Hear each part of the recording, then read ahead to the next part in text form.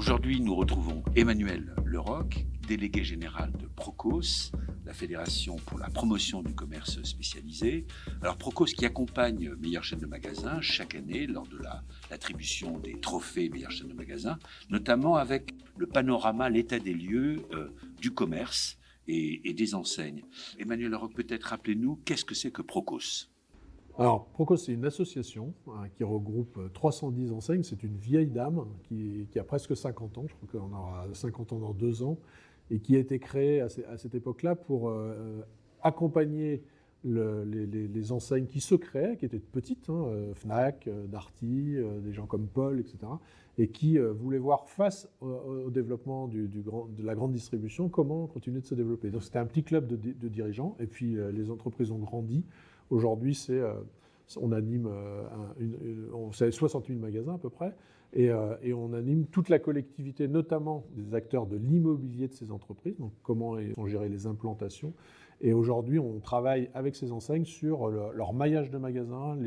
On analyse dans toute la France les centres-villes, les centres commerciaux, les zones commerciales pour voir un peu quelles sont les plus efficientes. Et on accompagne notamment ces enseignes dans leur développement ou leur contraction parfois.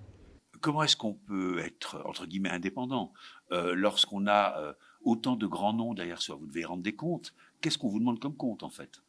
Alors, on nous demande d'avoir plutôt une vision d'expert et donc pas de raconter quelque chose. On ne demande pas d'être dans une logique de cabinet de conseil qui voudrait vendre tel ou tel lieu de commerce. C'est important, cette notion de neutralité, puisqu'en fait, on gère 110 enseignes, il y en a qui sont concurrentes. Donc évidemment, on est déjà un tiers de confiance, parce qu'on a l'avantage d'avoir les chiffres d'affaires, les loyers. Donc évidemment, si on n'était pas fiable sur cette logique d'information, autant dire qu'on perdrait beaucoup d'adhérents. Donc le premier sujet, c'est comment constituer des indicateurs sur la base d'entreprises qui parfois sont concurrentes pour pouvoir les aider à travailler. Donc ça, c'est la logique.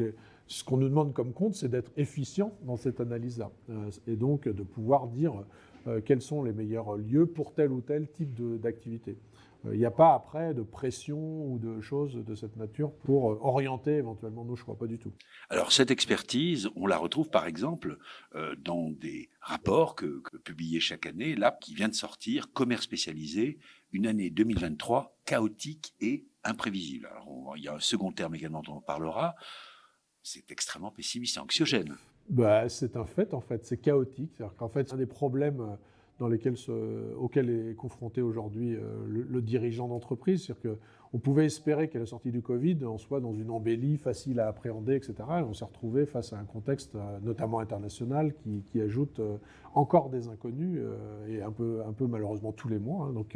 Et donc on maîtrise mal les problématiques d'énergie, on maîtrise mal les problématiques de consommation. Mais sachant que le point très important, dès qu'on parle d'incertitude dans le commerce, c'est le comportement du consommateur. Et plus le consommateur est inquiet, plus il a plutôt tendance à épargner qu'à dépenser. Sachant qu'on est un peu dans deux profils de consommateurs, ceux qui ne peuvent pas consommer davantage parce qu'ils sont vraiment face à des problèmes importants, et puis ceux qui décident plutôt de reporter à demain, soit parce qu'ils préparent leur retraite, etc. Donc tous ces sujets-là, c'est ça qu'on essaie de faire apparaître à travers nos analyses, et on analyse factuellement les évolutions de chiffre d'affaires. Et les évolutions de chiffre d'affaires cette année, à part une embellie en juin et juillet, malheureusement, n'ont fait que décroître depuis le mois de juin. Avec très mauvais septembre, c'est cela? Sachant que nous, on est, il faut le rappeler, l'avoir bien en tête quand même, sur des enseignes qui ne vendent pas d'alimentaire, ou très peu. C'est-à-dire qu'on n'est pas dans la grande distribution alimentaire. Et un des sujets, c'est que la grande distribution alimentaire, dans sa bataille actuelle liée à l'augmentation très forte des prix alimentaires, est dans une logique un peu d'écraser le marché, parce que du coup, ça laisse peu de place aux autres achats dans l'esprit des consommateurs. Ça veut dire que les arbitrages du consommateur, c'est d'abord l'alimentaire, au détriment d'autres secteurs. Quels sont aujourd'hui les secteurs, entre guillemets, les plus marqués par ce choix du consommateur? C'est clairement l'alimentaire a connu en fait 23% d'inflation en 18 mois. Donc c'est énorme pour le pouvoir d'achat des gens, et forcément en plus c'est quelque chose qu'on vit quotidiennement, c'est pas des achats ponctuels. Il y a d'autres choses comme l'augmentation du carburant qui continue de venir capter une partie des dépenses des gens, et une autre inquiétude qui est le logement, et donc notamment les loyers. Et donc ces trois phénomènes-là font que c'est des dépenses contraintes, obligatoires, et passent après les autres. Et pour les autres, Aujourd'hui, le seul secteur pour lequel nous, on continue de voir quand même évoluer très positivement, c'est tout ce qui est autour de la beauté, de la santé, de la parfumerie, où là, on voit que les gens continuent de dépenser, quand bien même ils ont des difficultés dans d'autres choix. Alors, vous écrivez également que le modèle économique des enseignes est sous pression, c'est-à-dire? Alors, si on peut même nous, on travaille pour les enseignes, donc parlons des enseignes, mais en fait, c'est le modèle du commerçant qui est sous pression, hein, dans la mesure où on a, c'est très simple, des chiffres d'affaires et surtout des marges qui évoluent beaucoup moins vite que les coûts. En fait, la difficulté de tout ça, c'est qu'on vit en même temps un sujet d'augmentation des coûts, les salaires, les loyers, l'énergie. Aucun de ces coûts-là ne décroissent.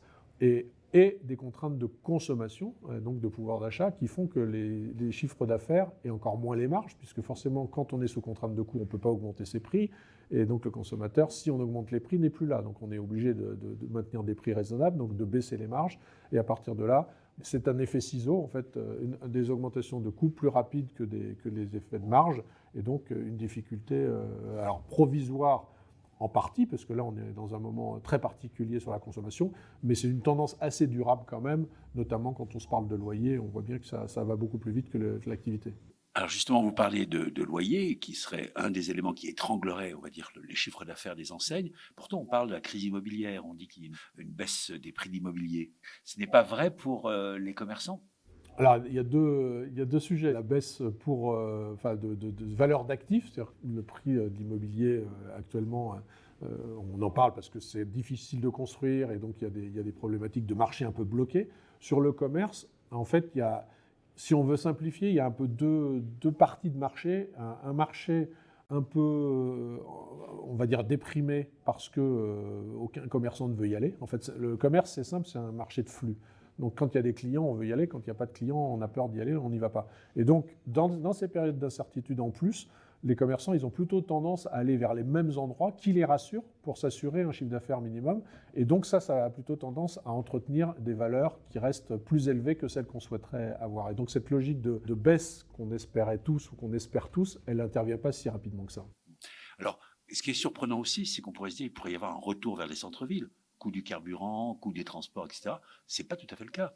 Alors, il faut revenir toujours au même sujet. D'abord, il y a deux types de marchés. Il y a les grandes métropoles et les villes moyennes. Dans les grandes métropoles, il y a, on va dire, je ne sais pas si c'est un retour au centre-ville, mais ça ne fonctionne pas trop mal parce que les gens prennent de moins en moins leur voiture pour aller à l'extérieur, et notamment vis-à-vis des grandes zones commerciales. Dans les villes moyennes, n'oublions pas que les gens n'habitent pas dans les centres-villes. C'est ça le problème de fond. Ce n'est pas un problème de commerce, c'est un problème de lieu d'habitation.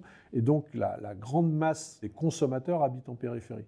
Donc, par voie de conséquence, les magasins sont plutôt en périphérie. En plus, il y a d'autres sujets, d'utilisation de l'espace. Et puis, d'ailleurs, ça, c'est une préoccupation majeure pour nous. C'est-à-dire qu'il y a de plus en plus de contraintes à cette mobilité, des contraintes notamment écologiques liées à l'utilisation de la voiture. Et ça aggrave plutôt ce type de sujet, puisque plus on rend difficile la mobilité, plus on contracte la zone de chalandise et plus certains types de commerces, en tout cas, ne peuvent pas vivre dans des endroits difficiles d'accès. Dans votre panorama donc du commerce en fin 2023, des chiffres qui sont un peu contre-intuitifs, c'est le web. On pourrait penser que justement, vos difficultés de transport, ça coûte cher, etc. Le web serait en pleine explosion. Ce n'est pas le cas. Non, ce n'est pas le cas. Donc ça, c'est rassurant, on va dire, puisque en fait, alors d'abord, ce n'est pas le cas non plus parce qu'il y a eu un palier de franchi pendant le Covid. On est toujours dans des logiques de comparaison par rapport aux périodes. Mais quand même, on voit que le web, d'abord, souffre des mêmes problèmes que les magasins, voire plus, puisqu'aujourd'hui, ce que nous, on a constaté, c'est que nos magasins, avec l'effet de prix, augmentent plutôt de 3%, alors que le web, il est à plus 1%. Donc, en fait, les ventes web en volume, c'est-à-dire nombre de produits vendus, décroissent. Et ça, c'est ce qu'on constate depuis 2022 sur les produits, parce qu'en fait, ceux qui tirent le marché du web, ce sont les services, donc notamment...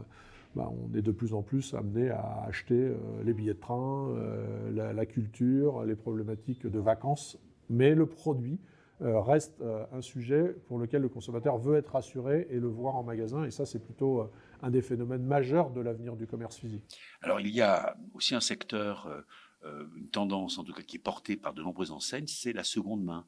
Est-ce que c'est un phénomène que vous avez noté, chiffré? Ça devient très important, y compris pour des enseignes traditionnelles? Difficile à chiffrer, mais c'est un phénomène réel, de toute façon, qui a été et qui reste porté quand même par Vinted, donc plutôt par une logique Internet, e-commerce, et surtout de vente de consommateur à consommateur. C'est aussi ça qui est important. C'est pour ça que les enseignes se sont bien sûr saisies de ce sujet, puisque la plupart des produits vendus sur Vinted sont des produits d'enseigne. Et donc, toute la difficulté, c'est de savoir comment bien le faire, et ça reste quand même pas facile. Soit je le fais à travers un site internet, soit des magasins spécifiques, soit des parties de magasins, et chacun cherche son chemin un peu autour de tout ça. On voit bien que Vinted, contrairement à ce que parfois on a pensé, c'est pas moins consommer, c'est s'acheter du pouvoir d'achat pour consommer autre chose.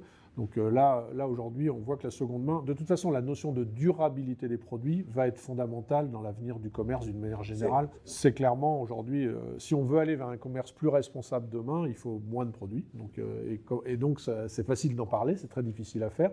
C'est pas du tout ce qui se passe en ce moment, malheureusement, puisque justement les problématiques de pouvoir d'achat font que les gens achètent autant de produits moins chers et pas moins de produits plus chers, puisqu'ils imaginent assez mal les acheter plus chers aussi. Donc il y a un gros travail de fond à faire là-dessus.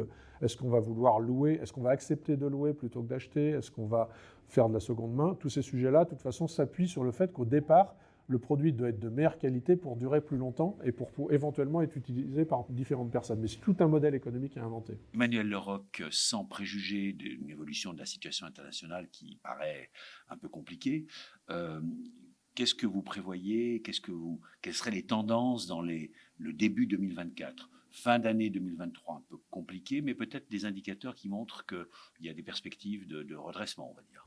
Alors le commerce vit toujours d'espoir, donc en tout cas, c'est un métier où il faut de toute façon être optimiste, puisque tous les jours il faut convaincre les clients, etc. Aujourd'hui, l'espoir vient de quoi? On voit qu'on a vécu une période d'inflation extrêmement élevée du fait notamment de l'alimentaire. On peut espérer, c'est même presque certain, mais ça ne veut pas dire que les prix ne vont pas rester élevés, c'est toujours pareil. C'est entre inflation, c'est augmentation des prix d'une année sur l'autre, prix élevé c'est autre chose. Mais on peut penser qu'il y aura moins d'inflation, c'est probable, que les salaires augmenteront probablement un peu moins vite, mais c'est lié aussi aux problématiques d'inflation.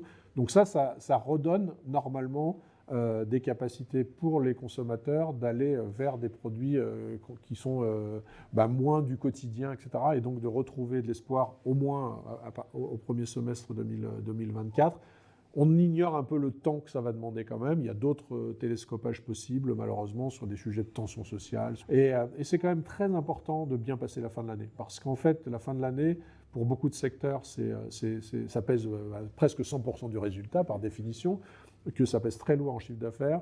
Il faut absolument que ça commence à bouger au mois de novembre, parce que c'est ce qui permet de constituer la trésorerie pour acheter les saisons suivantes, etc. Donc tout est un peu lié, mais il y a quand même un peu de vert sur 2024. Donc il faut attendre un peu les études qui vont être publiées par Procos en début d'année 2024 et qui feront le bilan justement de ces fins d'année pour savoir comment le commerce va se porter. Exactement. Fin février, on produira des chiffres et des analyses. J'espère qu'on ne se sera pas trop trompé autour de tout ça. Voilà, Emmanuel Leroc, je rappelle que vous êtes délégué général de Procos et que vos expertises depuis près de 50 ans, en tout cas Procos, font autorité et sont vraiment des indicateurs intéressants, très suivis par l'ensemble du commerce et des commerçants dans ces années compliquées, vous l'avez rappelé avec ce titre 2023 chaotique et imprévisible. Merci.